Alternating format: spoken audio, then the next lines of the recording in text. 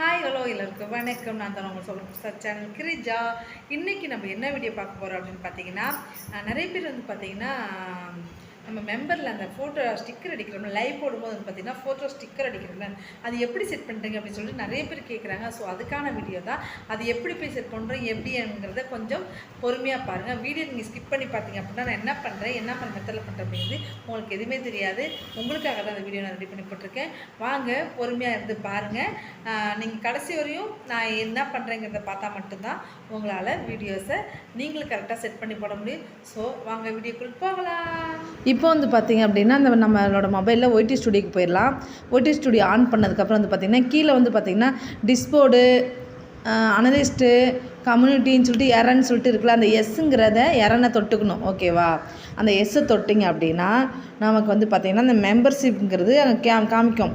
Super சாட்டு, membership அப்படிங்கிறது அது காமிக்கும் பாருங்க. மேலே வாட்ஸ்பேட்ஸ் ads, shorts feeds ads, membership இருக்குல்ல, அந்த மெம்பர்ஷிப்பை நீங்கள் ஆன் பண்ணிக்கோங்க.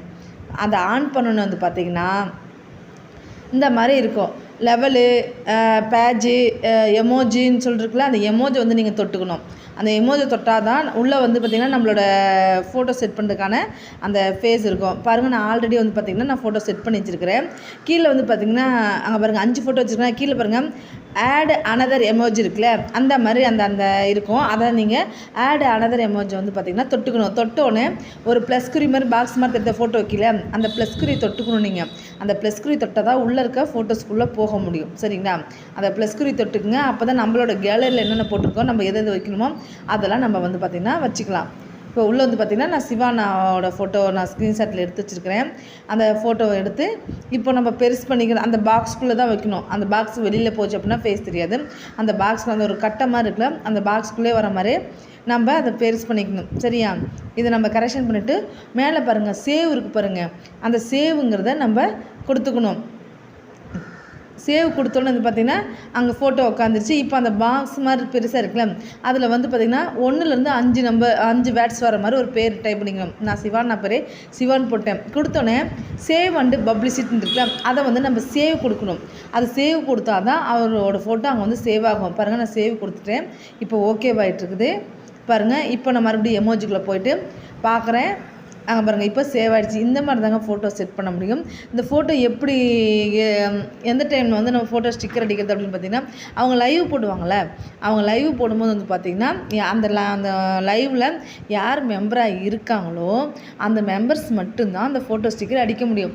மற்ற மெம்பர் இல்லாதவங்க இந்த ஃபோட்டோ அடிக்க முடியும்னா அடிக்க முடியாது. அந்த மெம்பருக்கான ஆப்ஷன் மட்டும் தான் இது. சரிங்களா?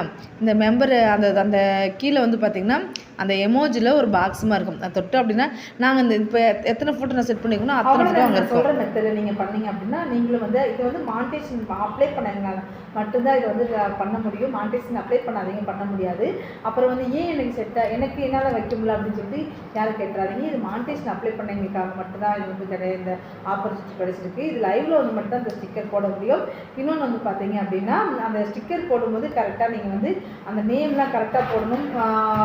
மேக்ஸிமம் வந்து 1 to 5 வந்து நம்பர் நீங்கள் போட்டால் மட்டும்தான் அதில் உட்காரும். ஒரு 10 லெட்டர்ஸ் நீங்கள் போட்டிங்க அப்படின்னா அதில் வந்து பார்த்தீங்கன்னா கொஞ்சம் இதை அது ஓகேவாகுது. ஸோ அதெல்லாம் கொஞ்சம் கவனமாக இருந்து பார்த்து பண்ணுங்கள். சரிங்களா? Thank you so much. வீடியோ பிடிச்சிருந்தா லைக் பண்ணுங்கள், கமெண்ட் பண்ணுங்கள், சப்ஸ்கிரைப் பண்ணுங்கள், பிடிச்சிருந்தா ஷேர் பண்ணுங்கள். நிறைய வீடியோஸ் புதுசாக வீடியோ போடுறேன் பாருங்கள், சப்போர்ட் பண்ணுங்கள். தேங்க்யூ, டாடா, பாய் பாய் பாய்.